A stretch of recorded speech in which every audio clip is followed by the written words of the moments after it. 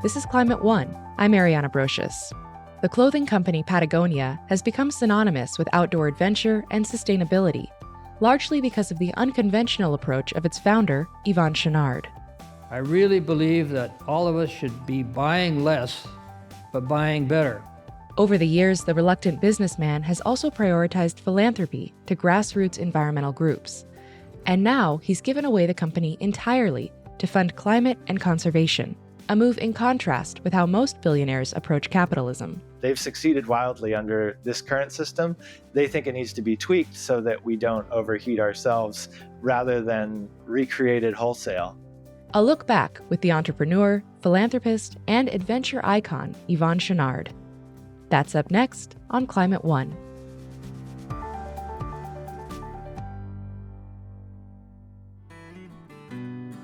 The pioneering founder and owner of Patagonia is known for charting his own path through the wilderness and through business. Rather than pushing customers to buy new jackets and gear, Yvon Chouinard's company helps people fix buttons and zippers and collects worn-out clothes for resale and recycling. In an industry not known for its social and environmental responsibility, the company is a leader in understanding the impacts of its operations on people and the planet and works hard to do no unnecessary harm. All that effort drives up costs. But until recently, the only shareholders were Yvon Chouinard, his wife Melinda, and their 2 adult children. Now they've given the very profitable company, valued at $3 billion, away entirely to a specially designed trust and organization that will dedicate its profits to addressing climate change and preserving land. In light of that news, we're revisiting our 2016 interview with Yvon Chouinard in front of a live audience at the Commonwealth Club of California.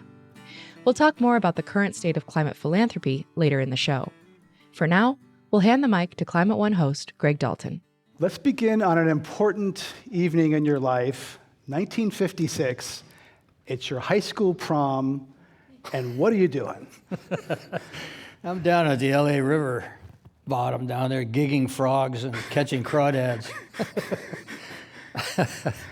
So rather when everyone else is at the dance, you're in the river chasing frogs. Yeah, I was never a dancer, actually.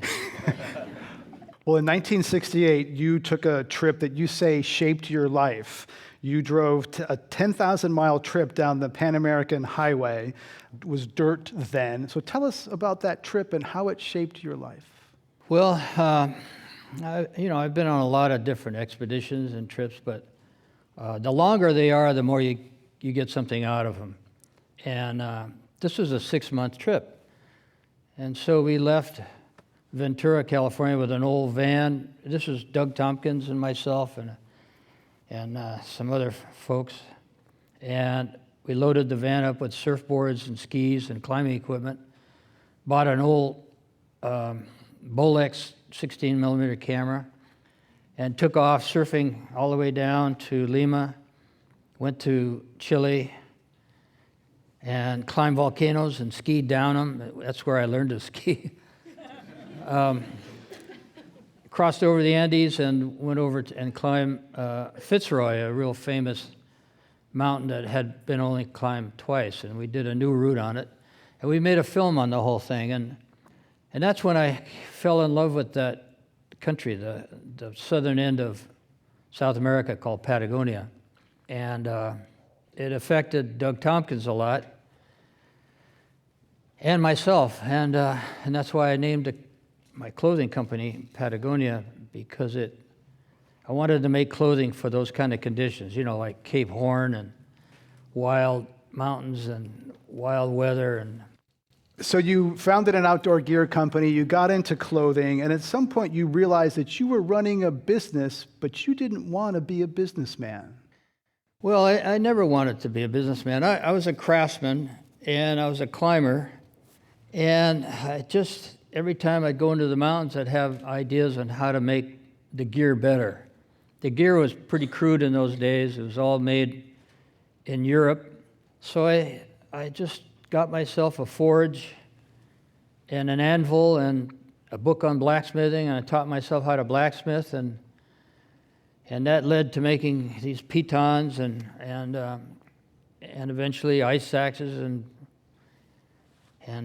crampons and all the gear for mountain climbing. And and never did it thinking that it was a business. It was, at first it was just making the stuff for myself and friends, and then friends of friends, and pretty soon I'm making 2 of these pitons an hour and selling them for $1.50 each. Well, not too profitable, right? But yeah, I kind of backdoored becoming a businessman, because this is in the '60s, and businessmen were all greaseballs in the '60s. This is a counterculture that we were in, and we didn't respect business. In fact, they were the enemy. And so, one day later on, I kind of woke up and discovered, oh my God, I am a businessman. And that's when I decided I better find out what I'm doing, and started reading a lot of books on business, and basically trying to create a business that we wanted to come to work in. All of us, it wasn't just me, but all of us were all dirtbags. So that's what we did. And explain that term. Dirtbags has a particular meaning for people who... Well, actually, that term dirtbag, now you hear it all the time, but it actually came from Yosemite. People who are out in nature a lot. 1981, you had a near-death experience in an avalanche in China. One person died, others, you survived. Tell us about that. Yeah.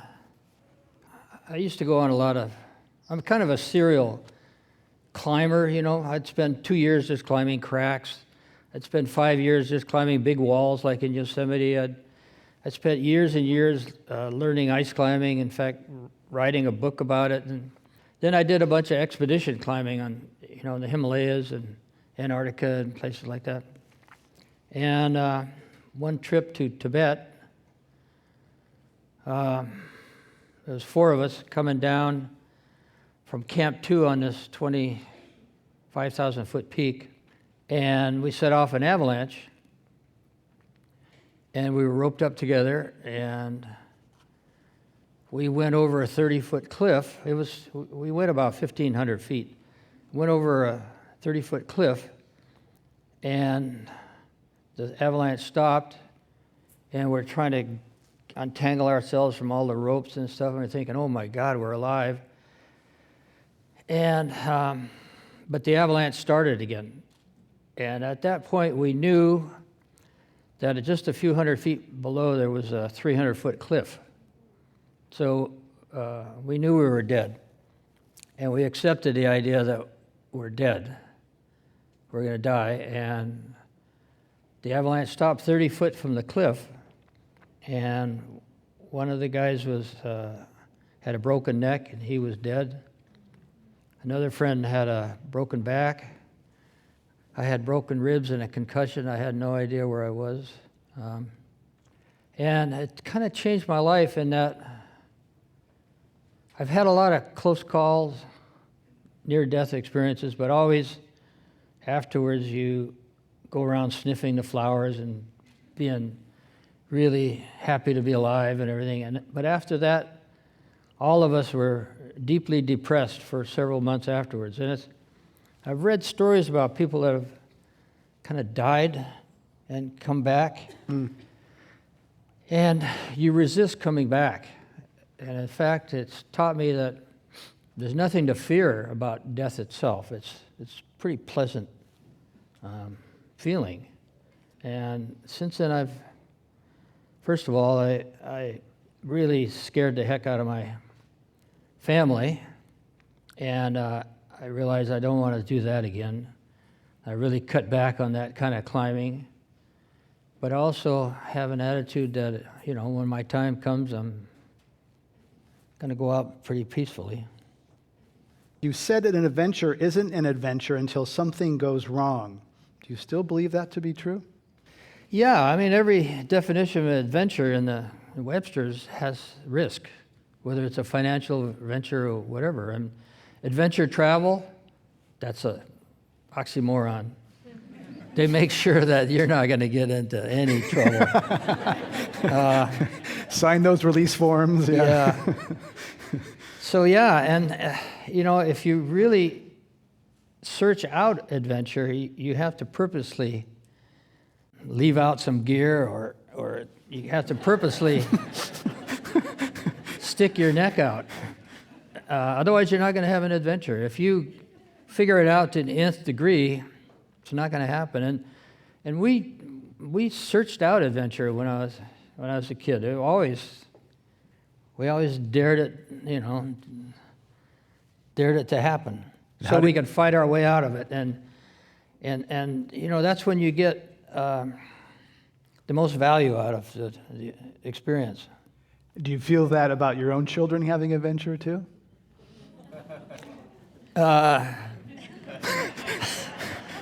Of course not. I want them to be as safe as possible. I don't want to hear about it. Fair enough.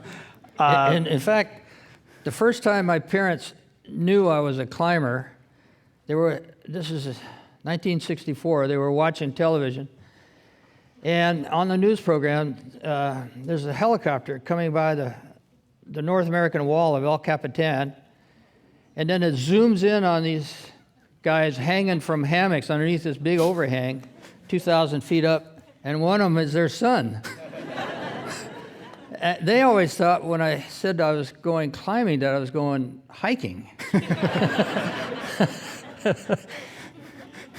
So what was it like when you got home when they found out about that? They were aghast, that's for sure. 10 years after that avalanche in China, your company had a near-death experience. Why did that happen, and how did you turn it around? Well, we were growing our business in the normal ways. We were adding more wholesale accounts. We were building more retail stores, and the market wanted our products, and so we were growing 50% a year. And you can't grow a business with 50% growth year after year on retained earnings. At some point, you're going to crash. And at the same time, there was a recession, and the banks wouldn't lend us any money. We had bought inventory for another 50% growth, and as it turned out, we only had a 30% growth. Well, that's a huge difference. And we got into really deep financial trouble. I mean, so deep that I could hardly get out of it. My accountants introduced me to the mafia, who ironically wanted 28% interest, which is what you pay on your credit cards now. Yeah. That's mafia. And I finally got out of it by borrowing money from friends and friends of friends and stuff like that. But it also was a wake-up call that I was doing business just like everybody else. I was growing for the sake of growing and not thinking about what I was doing, and that forced us to sit down, all of us in the company, and ask ourselves, why are we in business? And in fact, I took all the most important people in the company, we went down to Patagonia, and we walked around in the wilderness, and we sit down for 3-4 hours a day and talk about, okay, why are we in business? What are we trying to do? What are our values? And that's what eventually became this book, Let My People Go Surfing. And it changed the whole way we did business. And what we did is create a business that we wanted to come to work in. And it's pretty different from a lot of other companies, I can tell you that. And it works. Lots of companies talk about their values. They have them posted by the water cooler, et cetera, but it's a different thing to live them. So how do you operationalize them, and do you go back to them, keep coming back to them? Well, for instance, our management, the name of my book is Let My People Go Surfing, because we have a policy that if your child is sick, go home, take care of them, no matter what. And I don't care when you work, as long as the job gets done. And if the surf comes up, drop everything, go surfing. None of us liked authority. We really disliked authority, and none of us wanted to tell other people what to do. So our management system is kind of like an ant colony. An ant colony doesn't have any bosses. the queen just lays there and lays eggs. There's no bosses in ant colony, but every single ant knows what his job is and gets it done. And they communicate by touching feelers, and that's about it. And so in Native American societies, the chief was not the richest guy in the tribe. He was the best orator because the tribe made decisions on consensus. Now that's the opposite of how our government works. Our government works on compromise, which never solves the problem. It cuts the baby in half, so to speak.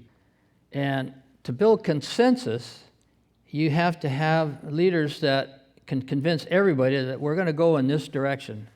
And it's kind of like a SEAL team. If one guy in the SEAL team says, oh, I don't know about this thing we're going on, I think I'm going to just hold back a little bit. It doesn't work. Every single person in that SEAL team has to agree this is what he's going to do. And if the leader gets killed, the next guy takes over. If he gets killed, the next guy takes over. It's leaderless, really. And that's our management style. So I hire very independent, very self-motivated people who believe in what we're trying to do, and I leave them alone. And in fact, I had a psychologist came one time and studied our company and said, gee, I got to tell you, we did psychological profiles on a lot of people, to see make sure the right brain people were working on right brain jobs and stuff like that. But I said, I got to tell you, your people are the most independent people I've ever seen in a company. In fact, they're really unemployable anywhere else. It's a good thing you gave them jobs. Coming up, the need for more philanthropy to boost climate action.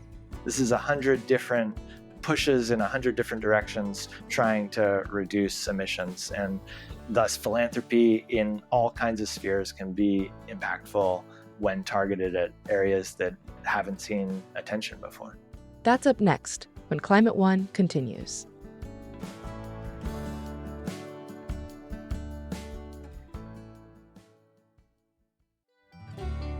We're listening back to our 2016 conversation with Yvon Chouinard in front of a live audience at the Commonwealth Club. Climate One host Greg Dalton asks Chouinard which was a greater accomplishment, climbing El Capitan, a 3,000-foot sheer rock face in Yosemite, or founding 3 global companies. It's only dawned on me recently the effect that my companies have had in society. I never really thought much about it, but we're a relatively small company, but we have incredible amount of social power around the world, and it's only dawned on me recently that we have this, and therefore we probably have the responsibility to use that power and not just hire other people to do the right thing and stuff. So it's changed the way our company operates. Instead of just giving money away to a bunch of NGOs, which we still do, but we're doing a lot more stuff ourselves. Yeah, I'm pretty stoked about, the climbs I did on El Cap. They were really important for me at that time. It built the character that I am now, probably, but I'm starting to be pretty proud of the company, too. A lot of moral authority, deep following that Patagonia has. And there was one time where you were approached by Walmart, which is a huge corporation, villainized by a lot of probably Patagonia followers. So tell us about Dancing with the Devil. Well, a few years back, the Walton family told the CEO that they wanted a green Walmart, basically make it more environmentally responsible. Well, the CEO had no idea what that meant. So he sent a team of, I think, 7 or 9 people to Ventura to talk to us about what it means.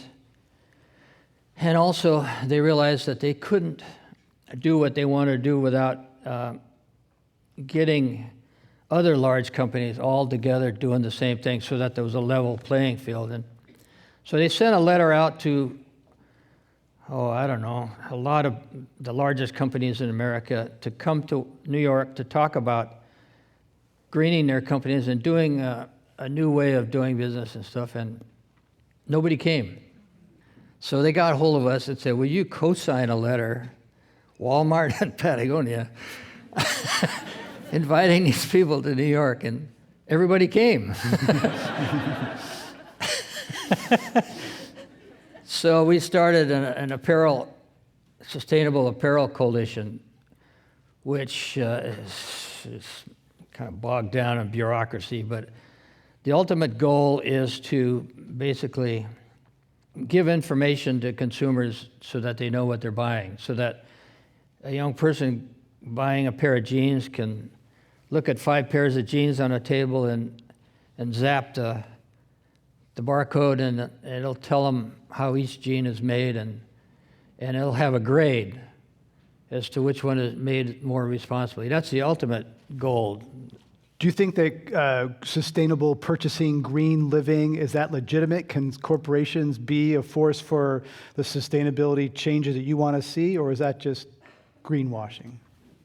Well, it has to be forced by the consumer. I don't think corporations are going to change on their own. Public corporations, I mean, Robert Reich wrote a book on capitalism. He devotes 2 chapters to why public corporations can never be responsible. But, you know, all of us here are no longer citizens, we're consumers. That's our brand now. But you know what? I used to think that maybe designers had the most power because they decide what color car you're going to drive, you know, what clothes you're going to wear and stuff. But you can just say no. That's pretty powerful. And so we have the power, and corporations will only change when we force them to. And it's the same thing with government. I'll tell you a little story about mountain guiding. There's 2 types of mountain guiding. One is democratic, where you're guiding somebody up the Grand Teton, which is a pretty safe mountain, and the client starts freaking out, so you pull out your harmonica and you play your harmonica a little bit. You calm them down, and you kind of, you know, take your time and you get up it. Very effective way to guide on a non-difficult mountain. Let's say you're guiding on the Matterhorn, and you know you're 60 years old, a guide, and you got a family, and you know you remember the client is always out to kill you. And so on a mountain like that, it's rotten rock, it's thunderstorms every afternoon, and the client freaks out. The guide screams at him, pounds on him, calls him names, tugs the rope, and gets him to the top. So what happens is the client is more afraid of the guide than the mountain. And that's basically how we have to treat our government.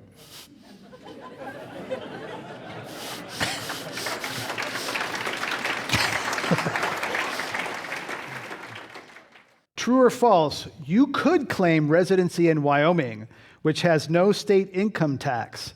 Instead, you choose to pay taxes in California, a high-tax state. No, I believe in taxes. I'm happy to pay my taxes. And when I see corporations like General Electric, who paid no income taxes a few years ago, I think it's pretty sad.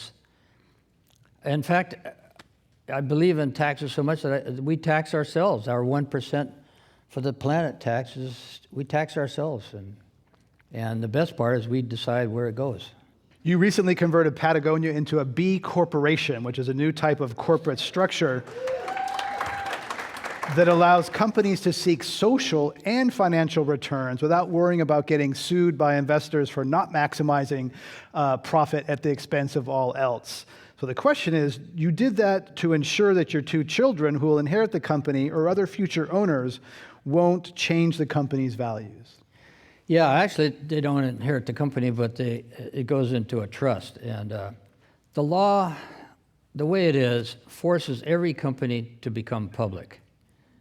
if the trust, if myself and my kids die, the trust has 8 years to divest 80% of the stock, because the law doesn't want you to own more than 20% of stock in any one company, a foundation law.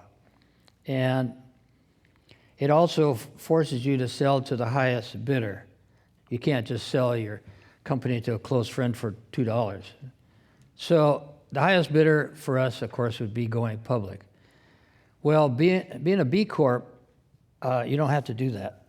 You can establish what your values are, and you put that in your corporate charter, and you can avoid that. So hopefully the company can keep going with the same values for a long, long time. Earlier this year, Chouinard made headlines by choosing to divest of his company entirely, transferring ownership to a new nonprofit organization that will dedicate its roughly $100 million of annual profits to addressing climate change and preserving undeveloped land. Michael Kavate is a staff writer at Inside Philanthropy who covers climate giving. I asked him how big a deal this is in terms of climate philanthropy. It's important that we keep seeing gifts of this size. Climate philanthropy's seen a large influx, and this is both large by certain comparisons, and it's dwarfed by things like Jeff Bezos spending $1 billion a year and other major gifts like that. But it's up there. And one very important thing is that the history of Patagonia is that it's supported very small groups, which have traditionally struggled to get funding from some of these larger, big donors. And that could really help them rise along with some of the biggest groups in the world. Whereas right now there's a fear that an influx of funding is going to make the biggest bigger and leave the small behind, and kind of reinforce a disparity that's existed from the beginning of climate philanthropy. So essentially, the money that comes into this space now, a lot of it goes into what are called big greens or big groups, as opposed to grassroots ones that are more focused on direct action. And Patagonia is a outlier in the way they've been funding people. Yeah, historically, they've funded a lot of small groups, often focused on direct action, very grassroots organizations. And historically, you talk to anyone in the climate movement, and most will acknowledge that everybody has a role to play. This is all hands on deck time for climate and the environment. And yet the money has overwhelmingly flowed to some of the largest organizations. There's been exceptions. Bezos, for instance, has put a large chunk of his US dollars towards climate justice groups, which is great. But to have a Patagonia where virtually all the money goes to such groups is a good counterpoint to many funders who are sending virtually all their money to some of the largest and most well-resourced, such as John Doerr, the venture capitalist's gift of $1 billion to Stanford, both something we need in terms of science and technology development, but also making a very rich institution that much richer. Right. So in terms of the monetary figure here, how far does $100 million really go in the climate space, and how impactful can that money be? There's roughly was $1.9 billion in climate. So 100 million is both a lot, and we need a whole lot more. This sector still only accounts for 2% of global philanthropy. It's dangerous to think a large sum is nothing. It's also important to recognize that no single gift, no matter how big it is the tipping point. But it's also just important for this example to spur more people to give, because we're still a long way away from philanthropy spending enough to really make a difference in this area. Why don't more billionaire philanthropists prioritize climate? Climate philanthropy as a whole is relatively new. I think just as we've seen the world fail to spend or react to the threat of climate change, philanthropy has been the same.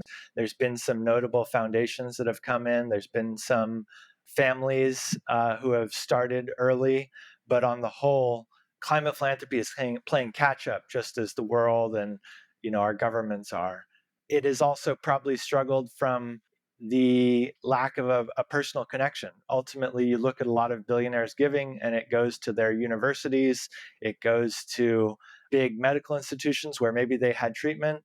There's also a role of getting your name on a building, getting your name on a wing, and that you don't see that same factor necessarily in climate.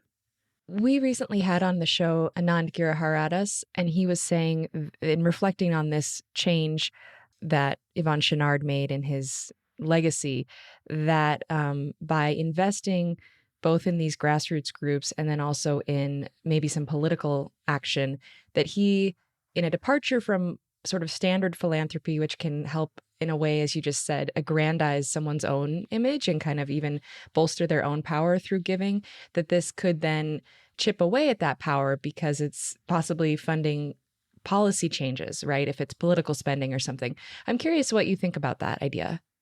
Yeah, traditionally, philanthropy by the wealthy has gone to kind of big picture solutions that work within the existing framework, whether it's the Drive Electric campaign of ClimateWorks and many billions of dollars going into that, many from major donors, things that want to take the world as we know it today and say, pull out combustion engines and put in electric engines, right? And so there's an element that the climate justice, the racial justice groups working on climate, those organizations are pushing for a deeper, wider change. And you are unlikely to get many billionaires who are eager. They've succeeded wildly under this current system. They think it needs to be tweaked so that we don't overheat ourselves, rather than recreate it wholesale.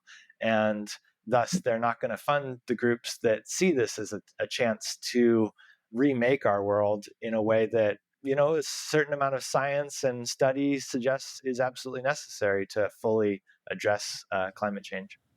What do you think would make a big donor shift their focus to climate? We've seen a couple of these gifts happen. Are there trends or motivators that you're seeing in common among some of these big donors? With a lot of the big donors lately, it seems that their children are really pushing them.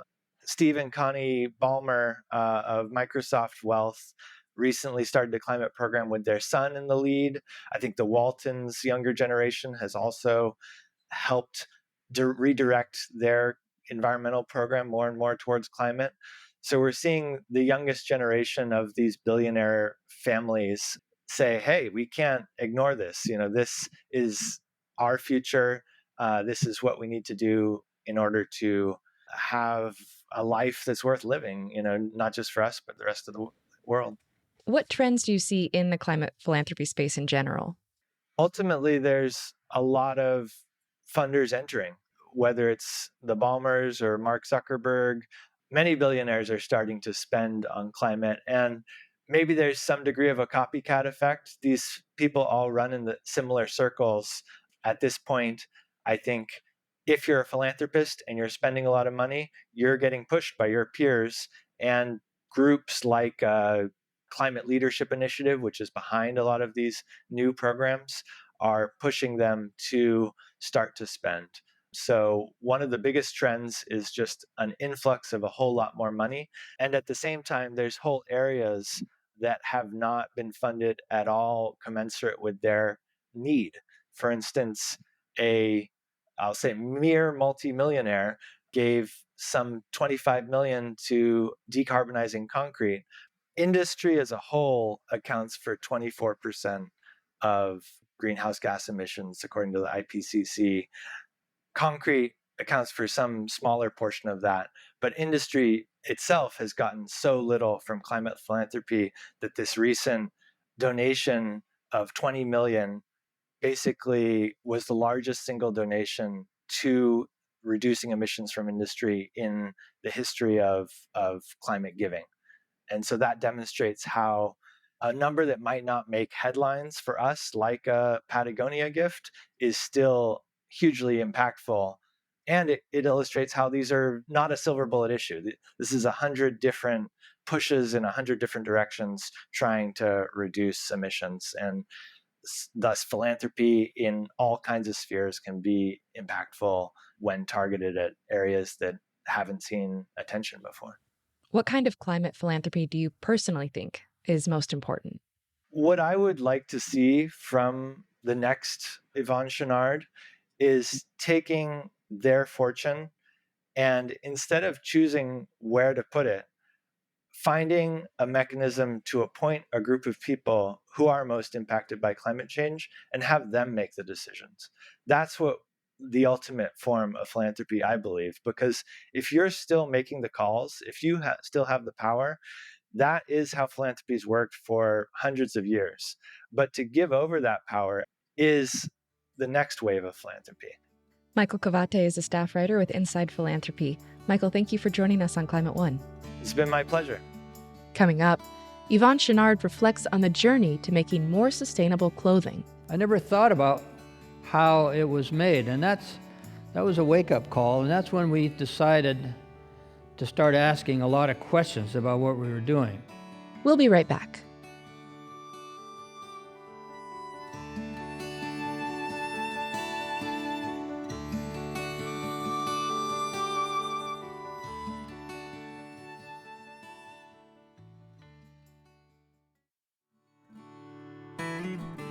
We're revisiting Greg Dalton's 2016 conversation with Yvon Chouinard, founder and owner of Patagonia. The clothing company is known for sustainability, but Chouinard says it's been an evolution.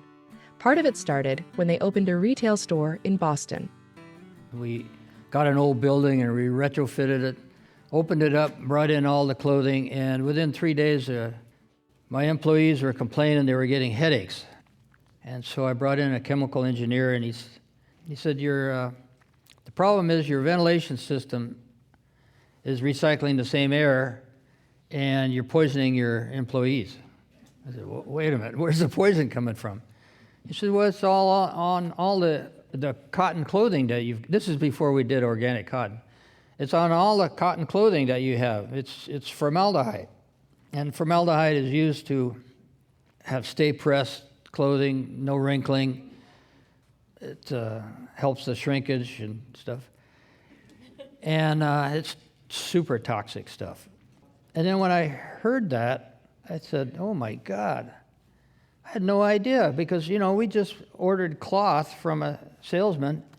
He'd come by with a big book and say, well, give me 10,000 yards of this and 5,000 yards of this. And I never thought about how it was made. And that was a wake-up call. And that's when we decided to start asking a lot of questions about what we were doing. And when we asked, well, okay, so what's happening with cotton? And so we went around and found out.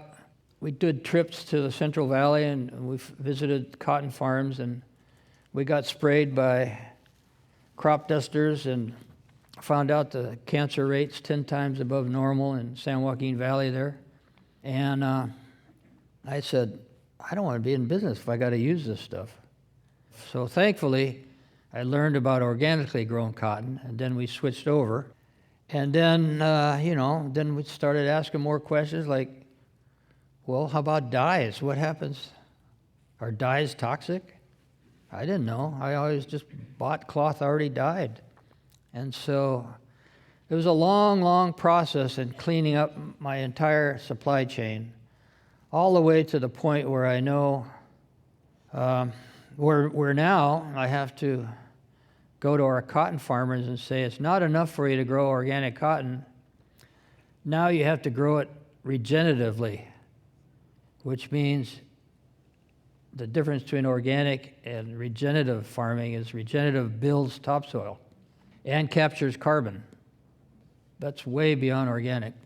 So anyway, it led to us cleaning up our supply chain as much as we possibly could. Every time we learned we were doing something wrong, we changed it. You're passionate now about food. You formed Patagonia Provision. So tell us about your passion for food and how you see food as a new avenue for the social change and concerns about climate change that you're talking about. Well, agriculture is the biggest villain in climate change. And therefore, it's probably the best opportunity we have to do something about climate change. So growing cotton organically doesn't do the world any good. It still for a brief period of time, it pulls carbon out of the air, sticks it in the ground, and then they plow it and it releases carbon again. So it's an endless process, and it loses topsoil. The organic foods that you buy in your supermarket, most of it comes from Mexico, grown in Baja California, out in the desert out there, and is being forced to grow there. It uses fossil water that's millions of years old. It's probably 20 years left of the water there, never be replenished again. And, they pay the workers $8 a day and lock them up at night so they don't escape. But it's organic. And so I said, I don't want to just, our mission statement, the second part of our mission statement is cause no unnecessary harm. Well, I want to go beyond that. I want to do good. And so if I can get our people to grow cotton regeneratively, in other words, no more plowing, using cover crops, capturing carbon and leaving it in the soil, then it not only causes less harm, but it actually does good. And I think there's a lot of books out now on the idea of capturing that carbon that we're releasing through agriculture, through different grazing practices. And it's pretty exciting. It's the most hopeful thing I've heard. In fact, we're partners in a bison farm in South Dakota.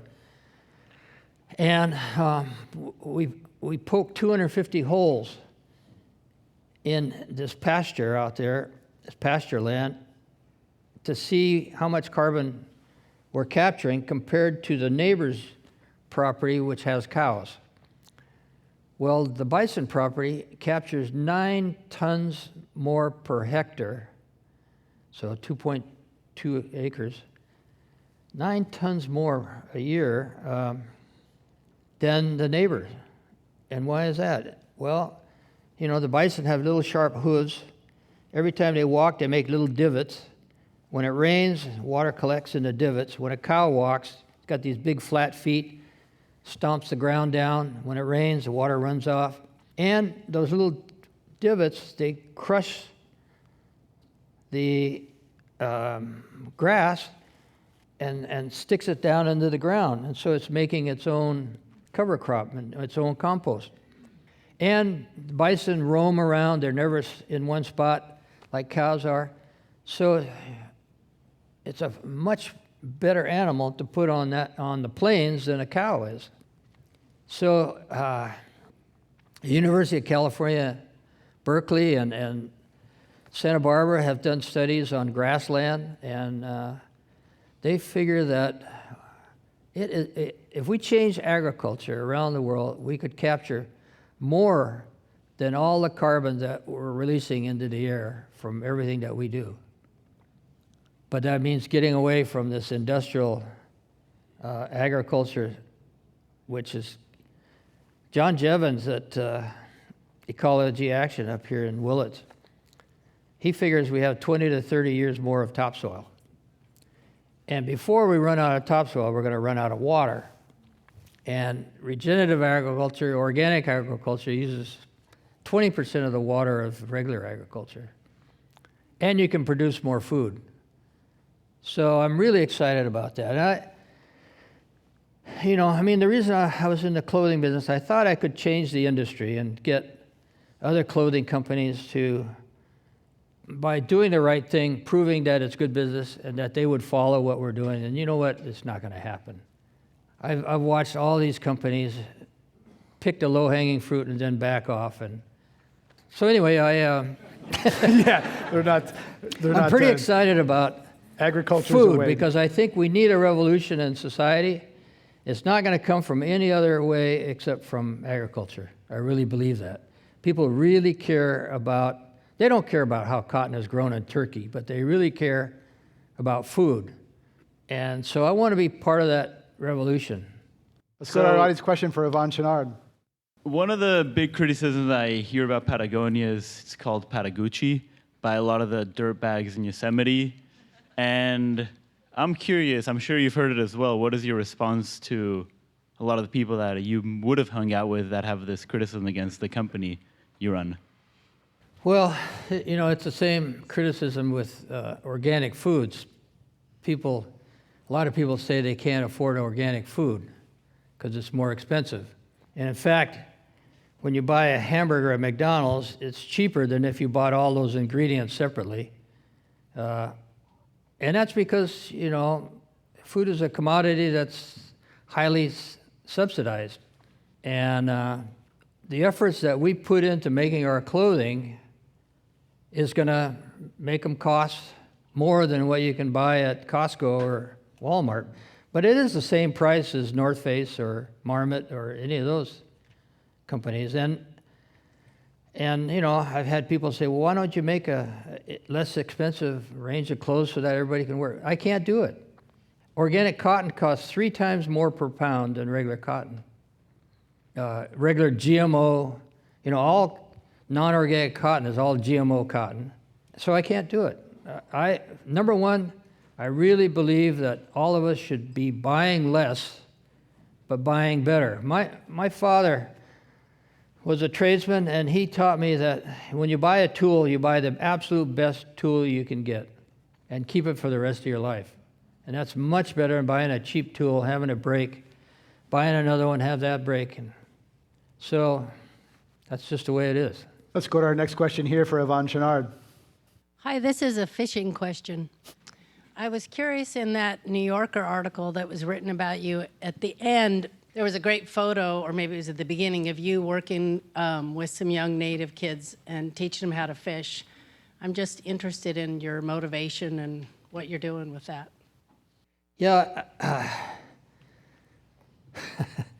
I went to the Crow Indian Reservation, which is one of the toughest reservations around. I mean, high suicide rate with teens. And the Crows are not fishermen, they're buffalo hunters. But they live on the Bighorn River, which is one of the best rivers in America, and they're watching boat after boat after boat going down of rich white guys and being guided by non-Indians. And I thought, well, I got to get these kids fishing and teach them a little bit about nature and stuff, and not in a way that you'd normally teach them to fly fish, which is give them an $800 rod and a $500 reel, and pay a guide $500 to take them down the river. So I went out there, I cut a branch off a tree, I put a horsehair line on it, twisted horsehair line, and a leader, and I showed them how easy it is to fly fish. And so then I gave them these, it's called a tenkara pole. It's a pole without a reel and just has a line on the end. And so I wanted them to be able to relate to how simple it is to learn something like that. And in fact, I got every single one of them to catch fish. And I let them kill the fish. I mean, they don't play with their food like we do. So there was one kid who didn't catch a fish towards the end of the day, and he was 9 years old, and there was no reason he didn't catch a fish. So I took him out on a riffle, and he caught a 15-inch rainbow. So we killed that. And then he caught a 16-inch brown. We killed that. And then he caught a 17-inch rainbow, a big, beautiful fish. And he said, I'm going to let this one go. I said, well, how many are in your family? He said, 5. But I'm letting this one go. I said, well, by gosh, you're not only a great fisherman, but an environmentalist. And we put his fish on a little branch, and he walked back to the car where everybody was waiting and had a smile from ear to ear. And it was life-changing for those kids. I heard later on that their parents said the kids couldn't sleep at night. They were so excited. And so I've been going around teaching kids and women fly fishing. I won't teach guys. It's too frustrating. We're talking with Yvon Chouinard at Climate One from the Commonwealth Club. We have a next audience question over there. Hi, I've been adventuring most of my life, and I find the clothing I wear almost becomes intertwined with the story. And I thought one of the most touching things that you all did a few years ago was open up the send it back to us, we'll repair it. I've been to your Reno shop, had many pieces repaired, and they still have life. If you could just speak to that innovation and what that has meant to your company.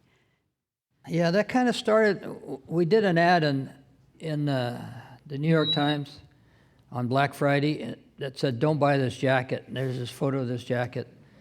And it said, don't buy this jacket without thinking twice. Do you really need it? Are you just bored? And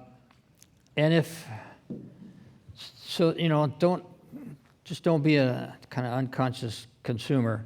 And of course, we ended up selling more jackets than we ever did. But that wasn't the purpose. And what it did is it forced us, first of all, to put in the largest. We made our own commitment. If they made a commitment to think twice about purchasing, we were going to back it up with our own commitment, which was guaranteeing that jacket for life, repairing it when it needed repair, helping people find another owner for that jacket, and finally, when it's absolutely shredded and can't be used at all, we'll recycle it into more clothing. And so to do that, we had to build the largest garment repair facility in North America. And we have a van going around to colleges and stuff showing people how to repair clothes and repairing people's clothing. We produced a bunch of videos on how to sew a button on and so people can repair their own stuff. Because that's the best thing you can do is to buy the very best thing you can and try to keep it going as long as possible. And so we're helping people do that. Let's go to our next audience question, which is in the back. Yes. Thank you very much for being here. Earlier, you touched on a point that I would love to get back to, which was the moment you were on El Cap and your parents saw the image of you there. And then Greg asked, what do you think about your own kids doing that type of thing? And I think it gets to this dilemma, which is our willingness to take on risk and adventure ourselves, but then bringing up a new generation of people and encouraging them to, no, stay home, do your homework. Don't necessarily do that same sort of adventure. So what is your advice to teenagers these days? Oh, gee, teenagers. Well, my advice to parents is to stick your kids' necks out. Get them in nature, and, when my kids were little toddlers and they'd climb up the fireplace, and I'd let them do it. Especially my daughter, it's really, a lot of parents will let the boy climb up, but they won't let the daughter. And, they get close to the fireplace. I let them get close enough the first time so that it hurt. Then I didn't have to worry about them after that. I really believe in we got to get our kids out in nature, because it's, we have a child care center for our kids, and now we're worried about, I've got my grandkids in there, and my daughter does not want to send them to a public school where they hand them a computer on their first day of school.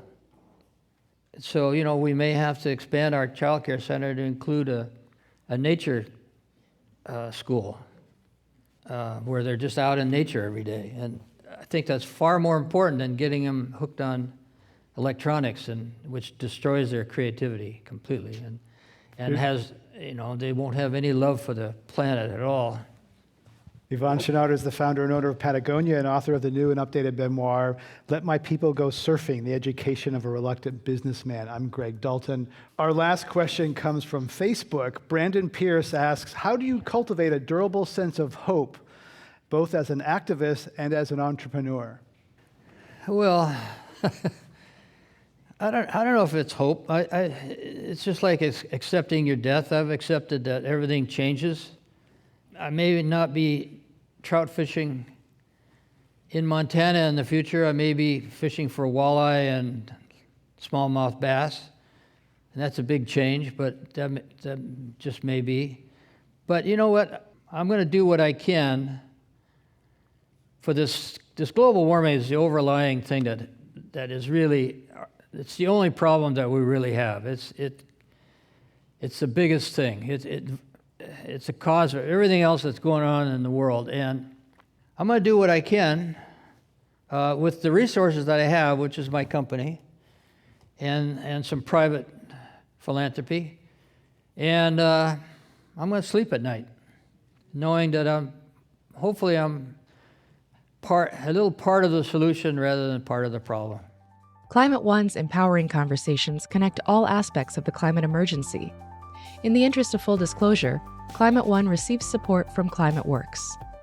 Talking about climate can be hard, and it's critical to address the transitions we need to make in all parts of society. Please help us get people talking more about climate by giving us a rating or a review if you're listening on Apple. You can also help by sending a link to this episode to a friend. Greg Dalton is our host and executive producer. Brad Marshland is our senior producer. Our managing director is Jenny Park. Our producers and audio editors are Austin Colon and me, Ariana Brocious. Megan Basilia is our production manager. Our team also includes consulting producer Sarah Catherine Coxon. Our theme music was composed by George Young and arranged by Matt Wilcox. Gloria Duffy is CEO of the Commonwealth Club of California, the nonprofit and nonpartisan forum where our program originates. Thanks for listening.